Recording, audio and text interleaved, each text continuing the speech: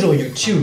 Aujourd'hui vidéo un peu spéciale puisque je vais vous présenter une application. Cette application s'appelle MedPix et vous vous demandez sans doute qu'est-ce que c'est. C'est tout simplement la première application mobile de partage de photos médicales et de discussion entre les professionnels de santé francophones. Que vous soyez médecin, pharmacien, infirmière, étudiant en médecine externe, interne, cette application est faite pour vous. Ça permet tout simplement de développer ses compétences médicales de manière exponentielle. Et pour tous ceux qui se posent la question, l'anonymat du patient est totalement respecté. Alors dans cette vidéo, je vais utiliser la version pour iPad. Donc vous pouvez voir tout simplement sur le côté gauche que j'ai mon profil. Et c'est avec ce profil que je vais pouvoir publier des cas cliniques et répondre par commentaire aux cas déjà publiés. Donc la première chose que je vais vous montrer, c'est tout simplement que quand on clique sur Explorer, que vous voyez en bas, on peut déjà rechercher les cas cliniques publiés par anatomie ou par spécialité. Alors tout simplement à l'anatomie, et voilà, donc vous voyez il y a 7 propositions, vous pouvez donc vous orienter. Une autre proposition, c'est qu'on peut faire par spécialité. Et là comme vous voyez, il y a énormément de spécialités. Si par exemple vous êtes médecin gastro-entérologue et que vous voulez aider les jeunes médecins à progresser, vous allez dans la catégorie gastro-entérologie ici. Et vous pouvez soit répondre à des cas existants, soit tout simplement publier quelque chose que vous avez vu en consultation.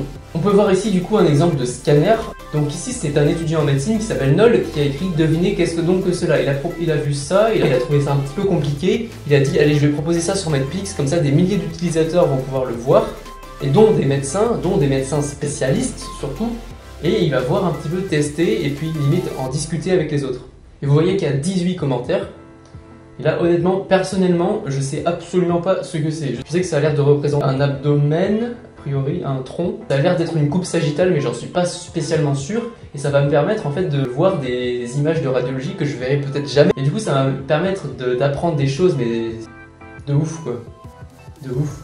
Et donc il écrit par exemple le contexte, donc ça c'est très important à préciser parce que sinon on peut pas trop savoir ce que c'est, on a besoin d'avoir des antécédents, les traitements, beaucoup d'informations pour avoir une idée de ce que c'est vraiment. C'est une femme de 92 ans hospitalisée en médecine interne pour un syndrome confusionnel et une altération de l'état général. Grâce aux commentaires, on va pouvoir voir d'une façon générale que beaucoup de médecins généralistes prennent le temps de répondre à ce jeune étudiant en médecine. Donc ici on peut voir qu'un médecin généraliste a répondu un beau globe et une masse rétrovésicale sans doute responsable. Du coup, il essaie d'aider un peu l'étudiant en médecine et de voir si lui, il est capable de répondre. Et derrière, un étudiant en médecine a répondu cancer utérin, un autre médecin généraliste propose un globe vésical expliquant le syndrome confusionnel. Ça permet en fait de partager avec tous ceux qui le souhaitent les informations concernant ce cas et avoir plusieurs avis. Ok, donc c'est une coupe coronale, donc je me suis totalement trompé, c'est pas du tout une coupe sagittale. C'est une coupe coronale. Même des médecins parfois ne savent pas. Comme quoi la médecine n'est pas si facile que ça. Il y a un médecin par exemple généraliste que vous voyez en bas qui propose un anévrisme et que juste en haut, il y a un médecin généraliste aussi qui propose un globe et une masse rétrovésicale. Donc ça n'a pas grand chose à voir tout de suite pour une même image en fait. Et il fait bravo @loulou, c'est bien un kyste ovarien. Alors moi j'étais à des années-lumière de savoir que c'était un kyste ovarien. Mais du coup maintenant je peux regarder l'image et observer et apprendre du coup que cette image peut correspondre à un kyste ovarien. C'est un exemple parmi tant d'autres. Et vous voyez qu'un étudiant en médecine a dit merci Nol pour ce cas intéressant en tout cas, et ça doit arriver avec beaucoup d'autres cas je pense. Alors je précise encore une fois que c'est un vrai cas clinique que l'étudiant en médecine a dû voir soit en consultation, soit dans les services, aux urgences, je sais pas du tout. Je vous montre un autre cas rapidement. Vous voyez en bas à gauche, si je clique sur accueil, tout simplement voilà, on peut directement voir le cas clinique qui apparaît. Donc visiblement ça a été publié hier, vous voyez en haut à gauche. Et en fait ici je vois très bien que grâce à mes cours que j'ai vus il y a 2 ans je crois, quand le tendon du biceps s'est cassé, ça donne un peu ce signe, je crois qu'on appelle ça le signe de Popeye, mais je suis pas sûr. Un homme de 79 ans, donc vous voyez si un homme de 79 ans il a une espèce de boule de muscle comme Thibaut InShape, en fait c'est tout simplement qu'il s'est cassé le tendon, ça donne une grosse boule comme ça en fait. Et donc voilà, donc Guigui du 0321 est un étudiant en médecine qui a proposé le signe de Popeye.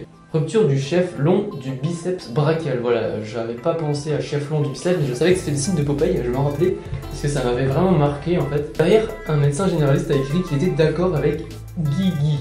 Et donc voilà, donc plusieurs médecins répondent et disent voilà, je suis d'accord avec lui, je suis d'accord avec lui. Moi en tant qu'étudiant en médecine, j'arrive, je sais pas ce que c'est, j'ai l'occasion d'avoir des avis de plusieurs dizaines de médecins, et même d'étudiants en médecine et d'internes, qui confirment ce que c'est. Voilà, donc je vous ai montré quelques cas cliniques ici, il y en a énormément. Je vous laisse y aller, découvrir cette application, tous les cas qui vous correspondent. Je terminerai cette vidéo en disant que la population la plus ciblée pour ce genre d'application, ce sont bien les externes en médecine, donc les étudiants de 4e, 5e et 6e année de médecine, en gros moi les 3 prochaines années, car tout simplement ils préparent l'ECN, ce concours qu'on passe à la fin de la 6e année qui permet de déterminer ton lieu et ta spécialité d'internat. Et pour réussir l'ECN, il faut avoir vu le plus de cas possible. Donc si vous êtes étudiant en 4e, 5e ou 6e année, je sais que vous avez beaucoup de travail, mais prenez le temps de télécharger l'application et de temps en temps, allez-y, vous apprendrez beaucoup de choses parce que la plupart des cas proposés sont des cas rares. Donc allez-y, ça renforcera vos compétences et vos connaissances et vous reconnaîtrez plus facilement ces cas-là si vous les voyez en consultation ou à l'hôpital, dans les services, aux urgences, pendant les gardes, tout ça. Donc personnellement, je la recommande à tous ceux qui ont un lien plus ou moins étroit avec la médecine. Peu importe vos connaissances, vos compétences, votre niveau d'études, ça permet de vérifier ses connaissances, de discuter avec des professionnels, de publier soi-même des cas qu'on a vus compliqués et tout ça regroupé par spécialité ou par anatomie. Cette vidéo est à présent terminée, j'espère qu'elle vous a plu, j'espère que vous avez envie de télécharger l'application, j'espère que vous allez le faire. Partagez la vidéo pour qu'un maximum de gens la voient. N'hésitez pas si vous avez des questions, encore une fois, je lis tous les commentaires. Je vous souhaite une très agréable soirée. Ah oui, et abonnez-vous aussi.